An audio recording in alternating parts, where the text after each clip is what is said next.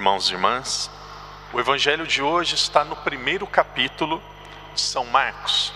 Como nós estamos iniciando o primeiro capítulo de São Marcos, um evangelho novo, o padre gostaria de fazer uma pequena introdução sobre este evangelho, para nós compreendê-lo, evangelho que será repetido, que será lido durante todo este ano. A igreja diz que este ano nós estamos no ano litúrgico B. Normalmente as leituras do domingo do evangelho se organizam da seguinte forma: nós temos o ano A, que foi o ano passado, ano dedicado aos evangelhos de São Mateus. Esse ano, ano B, dedicado aos evangelhos, ou o evangelho de São Marcos. Próximo ano será o ano C. Ano C é dedicado a São Lucas. Evangelho de São João, que também é um evangelho muito importante, ele é lido principalmente no período do Natal e da Páscoa. Portanto, nós estamos no evangelho de São Marcos. O evangelho de São Marcos, mesmo sendo um evangelho utilizado neste ano, que nós chamamos na liturgia de ano B, foi o primeiro evangelho a ser escrito. É o evangelho mais breve. O evangelho de São Marcos parece que todas as palavras são diretas, concretas. Jesus, neste evangelho, é extremamente objetivo. O evangelho começa dizendo assim, o primeiro versículo. Se nós entendemos bem aquilo que é o primeiro versículo, que é como um resumo daquilo que deve ser a vida de Jesus, depois todos os outros textos do evangelho ficarão mais claros.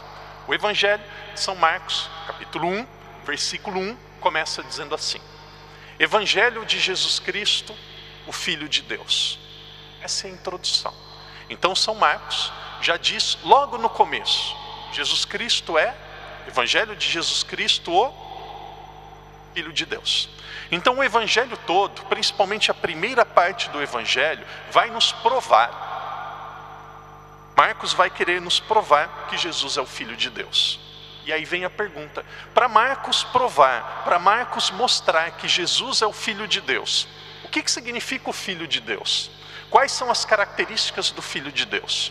Todo o Antigo Testamento diz assim: em um determinado momento da história, o Filho de Deus estará entre vós. E os sinais que ele é o Filho de Deus são ensino com autoridade e capacidade de expulsar os demônios e fazer as obras de Deus. Então aqui nós temos duas características. Quando alguém tivesse essas duas características de forma plena, de forma extremamente elevada, esse seria o homem. Essa seria a pessoa. Então durante toda a história se esperava alguém que ensinasse com autoridade, alguém que tivesse a capacidade de expulsar espíritos impuros. Durante a primeira parte do Evangelho, o Evangelho tem 16 capítulos. Do capítulo 1 até o capítulo 8, Jesus, através de São Marcos vai provar que Jesus é o Filho de Deus. Então, Evangelho de São Marcos, nós vamos ouvir praticamente em todos os capítulos, em muitos dos versículos, Jesus ensina com autoridade, Jesus expulsa os demônios, Jesus ensina com autoridade, Jesus é capaz de curar os doentes. Jesus ensina com autoridade, Jesus ensina com poder, as suas palavras são diferentes. E Jesus, através das suas obras, ele pode tocar o coração, ele pode curar, ele pode fazer milagres. Então, durante todo o Evangelho, essas duas características, elas vão ficando muito claras. Por que o padre está dizendo isso? Porque nós vamos perceber Jesus realizando essas duas coisas na sinagoga. Evangelho de hoje, primeira missão pública de Jesus. Nós estamos, capítulo 1, versículo 21. Jesus começa a sua vida pública. Onde que Jesus começou a sua vida pública? Nazaré, foi onde ele nasceu. Jerusalém, onde era o centro do império, ou melhor, o centro de Israel, o centro religioso, onde havia o templo. Ou Jesus começou a sua vida pública, a sua missão em Cafarnaum, que era a maior cidade da sua região, que era uma cidade portuária. Dessas três cidades, qual que Jesus começou a sua vida pública? Jesus começou a sua vida pública na cidade de Cafarnaum. Foi lá em Cafarnaum, era a maior cidade daquela região, e aqui nós temos o norte, Jesus era do norte, nós temos o sul, onde tinha a capital. Aquela região do norte, a Galileia, tinha uma costa marítima, muito abundante em peixes, muito rica, que era praticamente a capital daquela região. É lá que veio Pedro, é de lá que veio André, é de lá que veio muitos discípulos. Então Jesus, depois que ele sai do deserto, ele sai de Nazaré e Jesus ele vai para Cafarnaum. Era dia de sábado. O que um judeu fazia no dia de sábado? Ia à sinagoga. Para os judeus havia um templo no país. Havia um templo, apenas um templo em Jerusalém. Mas as pessoas não podiam ir todos os sábados para Jerusalém. Onde Jesus morava, de Nazaré até Jerusalém, ali era praticamente 400 quilômetros. De um extremo ao outro, de Israel é o mesmo, de um extremo ao outro de Portugal. Caminhando ou de animal, não dava para fazer isso toda semana. Então, espalhado no país, em alguns lugares diferentes, haviam sinagogas. E na sinagoga, normalmente no dia de sábado, havia uma reunião, havia um culto. E como que era este culto? Esse culto, um rabino, uma pessoa que tinha autoridade, pegava o livro da lei e ele fazia normalmente 2 leituras. A primeira leitura era a leitura do Pentateuco, que são os primeiros 5 livros da Bíblia, onde nós chamamos também de Torá. A segunda leitura era a leitura dos profetas, também um texto muito importante. Os judeus não acreditavam no Evangelho. Depois havia uma breve reflexão, uma oração, e depois as pessoas se saudavam entre elas. Naquele sábado, o convidado para fazer a reflexão, o convidado para fazer a meditação foi Jesus. Normalmente as pessoas que pregavam, liam, meditavam e faziam reflexões que eram interessantes, mas reflexões muitas vezes intelectuais. Quando Jesus começou a falar, quando Jesus começou a pregar, aquelas pessoas disseram: ele é diferente. As palavras dele parece que tocam a nossa alma. As palavras dele parece que vão lá no fundo. Aqui existe, e aí eles disseram, aqui existe alguém que anuncia, alguém que prega, alguém que fala com autoridade. Essa é a primeira característica que alguém precisava ter para ser o Filho de Deus. Depois Jesus ele foi colocado em uma situação extremamente difícil. O padre não pode conversar com cada um perguntando o que vocês fariam no lugar de Jesus. A situação extremamente difícil era: no sábado era dia apenas de rezar na sinagoga, era dia apenas de descansar. De repente alguém aparece no meio do povo, posso imaginar até isso no meio da missa. Aparece alguém no meio do povo e começa a gritar.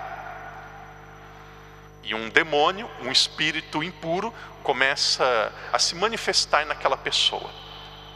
Uma situação extremamente complicada.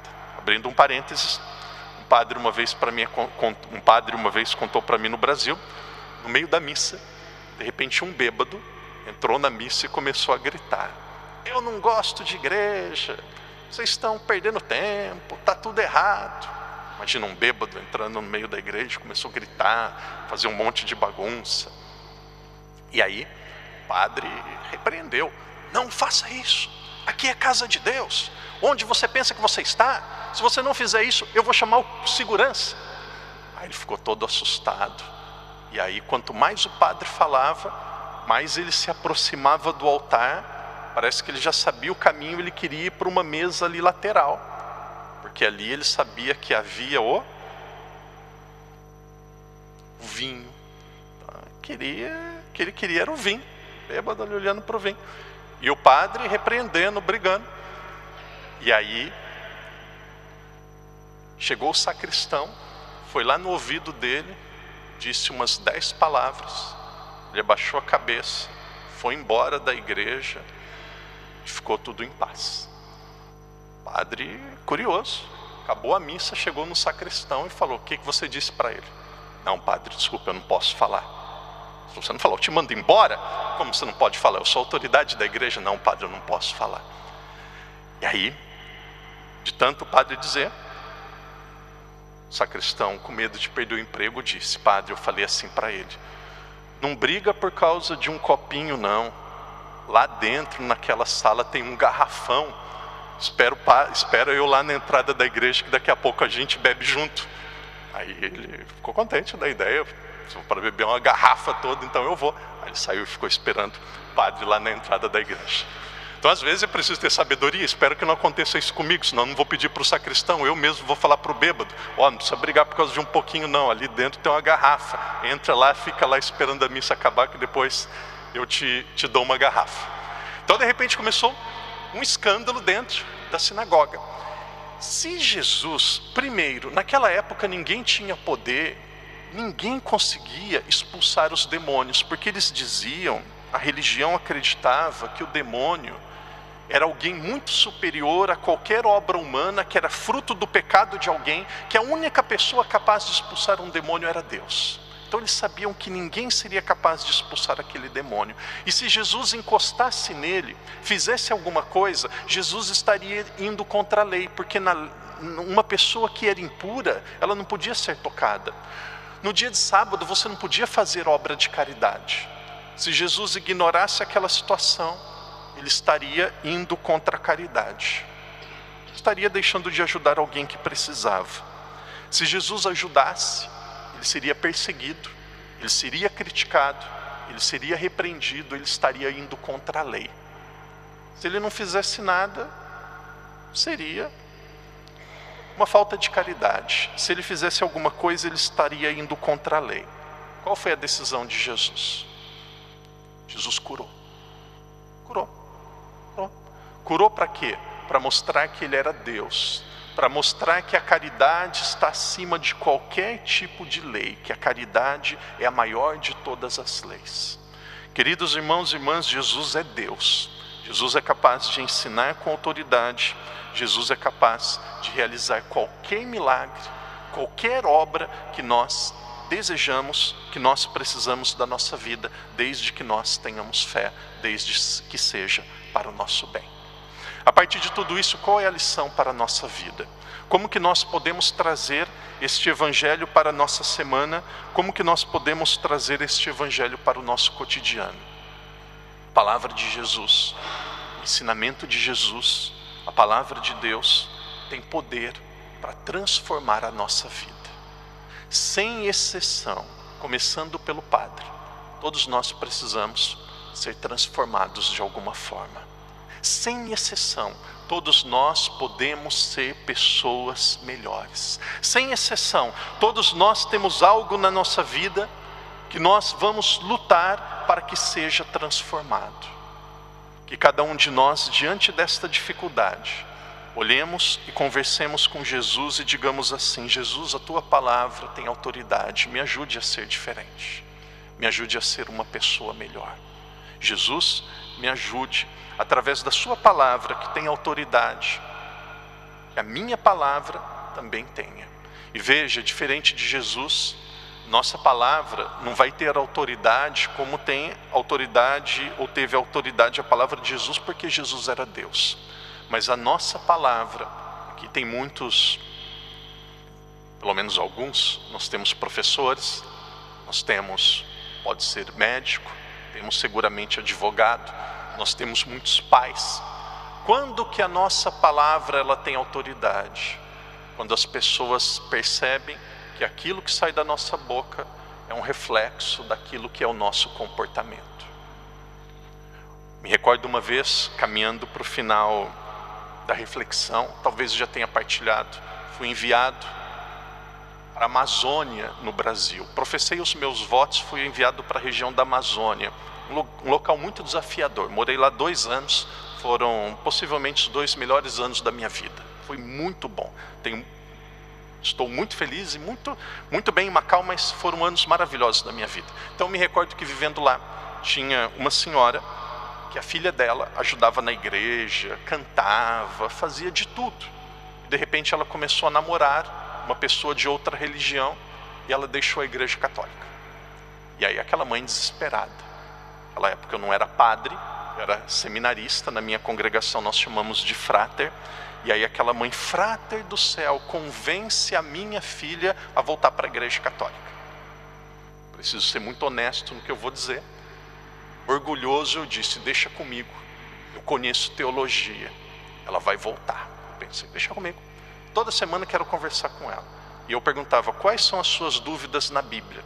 Digo isso com uma certa vergonha, mas eu preciso dizer, quais são as suas dúvidas? E ela mostrava e eu provava com a Bíblia que aquilo que a Igreja Católica ensinava era correto.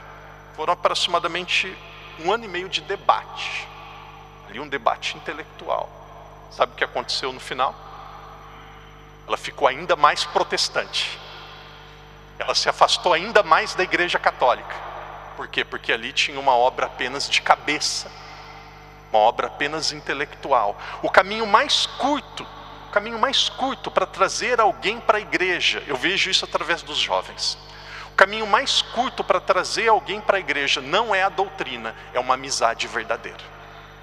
É uma amizade. Se você tem um bom amigo e é um amigo verdadeiro dessa pessoa e você convida para vir à igreja, pode ser que a pessoa nem tenha fé, ela vem.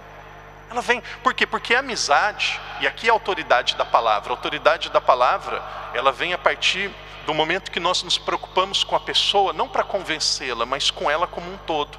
A partir do momento que nós temos amizade, a partir do momento que nós temos um coração verdadeiro, a outra pessoa vai dizer assim: ela quer o meu bem. Ela quer o meu bem, ela merece. Aí ela vem. Queridos irmãos, queridas irmãs, a vida de cada um de nós é uma luta. Pessoas que dizem assim: não vou na igreja, porque na igreja todo mundo é pecador. Uma verdade e uma mentira aqui. Realmente nós somos pecadores. A igreja é um hospital da alma. Quem vai no hospital vai ver só pessoas sãs e curadas. Uma vez uma pessoa me encontrou no hospital e perguntou: padre, está doente? Eu falei: meu Deus. Eu falei: não estou doente, eu vim dar unção dos enfermos, eu vim cuidar de um doente. Então tá bom. Por quê? Porque o hospital é lugar de gente doente. A igreja também é lugar de pessoas imperfeitas. Uma pessoa que entra na igreja, ela está reconhecendo: eu sou imperfeito, a minha alma precisa de ajuda. Primeiro passo para alguém começar a vencer uma dificuldade, ser uma pessoa melhor, ela perceber que ela não é perfeita, ela perceber que ela precisa ser ajudada. Nós estamos na igreja não porque nós somos perfeitos, mas porque nós queremos nos tornar pessoas melhores. Então, querido irmão, querida irmã, peça essa graça a Deus, a graça da coerência. Quem é pai, quem é mãe, possivelmente não vai ser perfeito, possivelmente vai falhar, mas que o seu filho, que a sua filha possa olhar para você e possa dizer: aqui existe alguém que está fazendo o melhor, alguém que se importa comigo, alguém que é correto, alguém que é honesto. Todos os pais, cada um pode ter a sua falha, cada um pode ter o seu erro. Eu encerro a reflexão dizendo isso. Hoje eu sou padre, eu devo muito aos meus pais. Muito, muito. Padre, porque eles ensinaram muito de religião? Não ensinaram muito. O conhecimento deles de religião não é muito grande. Nunca vi meu pai num bar, nunca vi o meu pai bêbado. Nunca vi a minha mãe com luxo gastando dinheiro desnecessário. Padre, eles são perfeitos? Não, tem falhas.